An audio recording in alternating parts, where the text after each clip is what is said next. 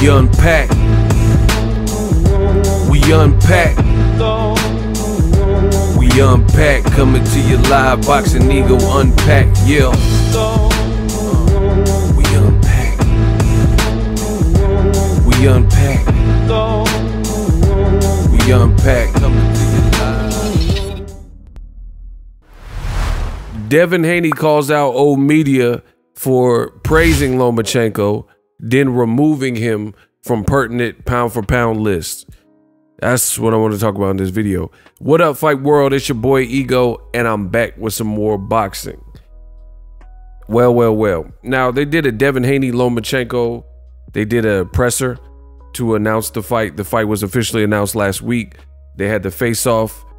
If you guys seen it, leave me a comment in the comment section. You got to see the size differential. Devin Haney definitely looked bigger than Lomachenko, but Lomachenko says this is a dream he's been hoping and dreaming about for some time, to be undisputed. So really his last hurrah, kind of at all the titles. You know, I mean, it's just so much young blood. If he doesn't get past Devin Haney, I don't know where Lomachenko would go in that whole equation, because you got people like Gervonta Davis who are out star powering Lomachenko and all the talk in boxing and doing pay-per-views. Ryan Garcia, if he beats Tank Davis, the sky's the limit for his star power. And Lomachenko has this big opportunity to fight Devin Haney, and we're gonna see. Now, one thing that Devin Haney brought up, and I'm so glad that he did, which is also what I've been telling you guys, is kind of the, I don't know if this is labeled as a double standard, but at the end of the day, you would call it an inaccuracy, you know? And that's the way that Lomachenko has been presented.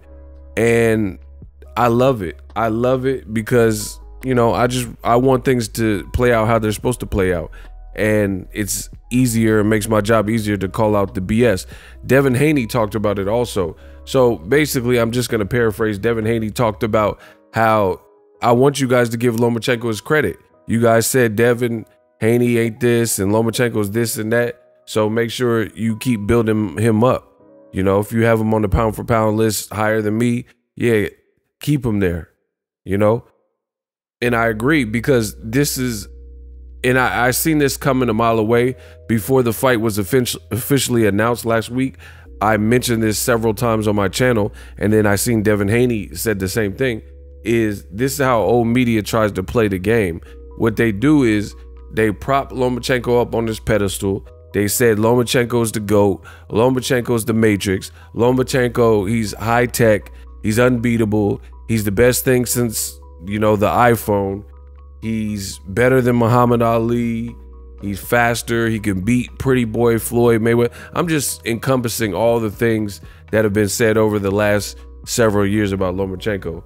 You know, reporters said that Lomachenko could best Pretty Boy Floyd, which I thought then and now is egregious, because Floyd Mayweather, in all stages of his career, and even especially in those weight classes where before the hand injuries, and he refined his style and was a bit more economical with his punches. Pretty Boy Floyd, this is the guy that whooped Diego Chavez, you know, and he's just, it was an offensive monster.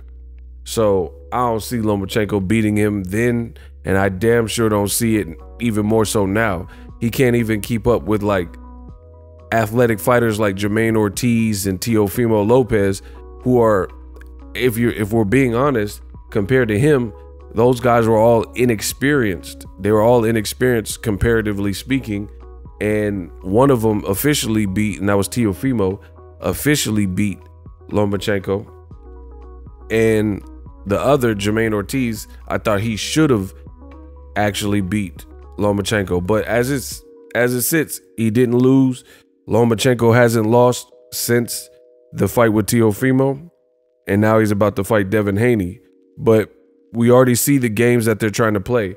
They're trying to backtrack and double back on the comments that they've made for the last several years. And the good thing is Bob Arum's being asked about it, and Bill Haney brought it up on the podium and says, "Hey, did you say he was the next Muhammad Ali or equally good?" Or he said something to this effect. And Bob Arum was like, "Yeah, he is. Lomachenko's the GOAT." So you have it right there. Founder, Hall of Fame promoter, Bob Arum, and he's still praising Lomachenko, saying Lomachenko is one of the greatest, if not the greatest fighter. And he's worked with the long list of, decorated fighters, and he's putting Lomachenko up there, and he's bringing the amateur career. Now, I got to say this about Bob Arum's comments, because I think old media started, when Bob Arum started praising Lomachenko like this, old media, what they did is took the same talking points and ran with it as well. But I like to do critical and deep thinking by myself. I don't need someone to speak for me or think of points for me. I could do that on my own. And to me, the inconsistency with saying Lomachenko is the greatest boxer and he's the best ever and better than Muhammad Ali is you're praising Lomachenko for a lot of it. If you listen to what Bob Arum said, he keeps talking about Lomachenko's amateur career. Now, you could be one of the best amateurs ever. What does that have to do with you as a pro? I could think of, and I'm not going to list a bunch of fighters, but I could think of several people who showed a ton of poise and promise in the amateurs, and then they found out the pro game was completely different. Even Robisi Ramirez, who looks like he's bounced back, but he initially took a loss really early in his career as a pro, but he's a two-time gold medalist, right? And he fought some random guy, I think from Denver, Colorado, and ended up losing. And this was a guy who's capable of beating Shakur Stevenson in the Olympics. So we're talking about completely different circuits, and it almost becomes irrelevant. It's like going to a trade school, or let's say a job later in life, and you're 25 years old and you're like, "Oh, I was on honor roll in elementary school." I mean, that's fine and dandy that you were the most improved reader in your fourth grade elementary school class, but it really has no bearing on the work that you're doing right then and there. Now, I know the amateurs readies you for the pro game and things like that, but at the end of the day, that's still a completely separate career. And further proof of this is I could think of several guys that didn't necessarily have this great amateur career, and they had all the success in the world as pros. Like, look at Canelo. Canelo didn't have this extensive amateur career. Terrence Crawford didn't go to the Olympics, but you look at them right now and they're top quality fighters. They cashing checks and whooping butts, you know what I mean? And I think people ride too much on the Olympics. Different people miss the Olympics for different reasons. Like Gary Russell Jr., I think he said he was ill and he couldn't go to the Olympics. And there's certain people that are alternates, and little things happen, injuries, all kinds of stuff. So I don't think it's really fair to base somebody's credentials of why they're the GOAT in their current sport based on what they did in the amateurs. I mean, this would be analogous to praising Michael Jordan and saying he's the GOAT, the greatest basketball player of all time, for what he did in North Carolina. Like, that's an extension of, the early beginnings of his career, but what he did in high school or what he did in North Carolina, that's not why people are saying Jordan's the GOAT. For real, it's what he did with the Chicago Bulls. It's the, never losing a playoff, getting 6 rings. That's why Michael Jordan is labeled the GOAT. Same thing with guys like, LeBron James and Kobe Bryant. People aren't still talking about what LeBron James was doing at St. Mary's, St. Vincent. They're talking about what he did in the NBA with Kobe Bryant. They're not talking about Kobe Bryant going to prom with Brandy is why he's the greatest basketball player. They're saying his current accomplishments, getting rings with Shaq, getting ring without Shaq, stuff like that. So I think boxing is kind of the same way. I'm not knocking anybody with the amateur pedigree. Great. That just helps make sure you're seasoned. But we all know that just being a decorated amateur ain't enough. because there's a lot of guys who, again, they weren't even amateur standouts or had very little amateur training, and they're in big fights and making top dollar and doing very well for themselves. So there's not a direct correlation enough to say that because someone was successful as an amateur that they're going to be a successful pro. Because Deontay Wilder, if that was the case, he's a bronze medalist in the Olympics, and he knocked out Audley Harrison, who was a gold medalist. So many different variables. One guy got gold and one guy got bronze, but then the guy that got bronze, oh my God, Deontay the Bronze Bomber Wilder, got a first round knockout over the gold medalist. So I don't want to hear it. Devin Haney versus Lomachenko, ain't gonna be no excuses. May the best man win. All this stuff y'all been saying about Lomachenko, now's your time to prove it. This is, in my view, a do or die fight for Lomachenko. And everything you said about Lomachenko, just rock with it. Don't try to double back, and they're taking Lomachenko off the pound for pound list and acting like he's not this and that. Be right when he's signing up to fight Devin Haney, and that was a long-standing rumor that he was going to fight Devin Haney. Now all of a sudden he's dropped off the face of the pound for pound list, and we know why they're doing that. Because now if you remove him, all of a sudden it almost discredits Devin Haney for the victory. Like, oh, you beat Lomachenko, he was past it, or you beat Lomachenko and he was no longer on the pound for pound list. That's the game that old media likes to play.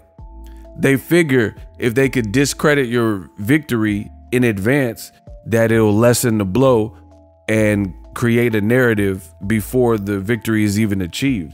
That's how little faith that they have in old media fighters that they praise and say are the best. They'll say that Canelo's the best, but then if he were to lose to Charlo or Benavidez or David Morrell, they'll say, oh, you know, he was worried about golf or he was injured, things like that. So we're not playing those games. If you praise a fighter and say they're the best, don't say Lomachenko's old and he's the same age as Terrence Crawford, and Terrence Crawford ain't looking like Lomachenko.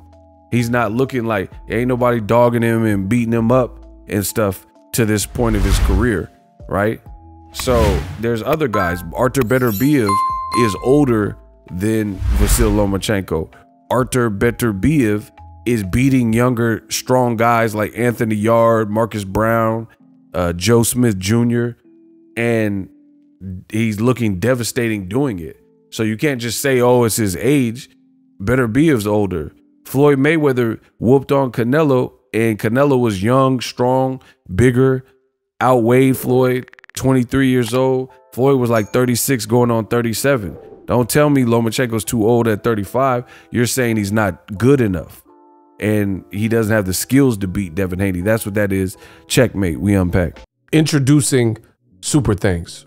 Right here on the official Boxingego YouTube. Super Thanks allows you, the viewers, to show a little bit of extra gratitude, which enables me as a full-time content creator to push out the content you need in the world of boxing. Underneath all the videos, you will see a heart with the $sign in it. You can enter any amount that you find suitable as a super thanks. A brand new interactive and colorful way to get your comments highlighted and noticed by not only myself, but other people on the YouTube platform. Super thanks, a unique and cool way to show and applaud us full-time content creators. Hopefully you guys enjoy the content. Super thanks.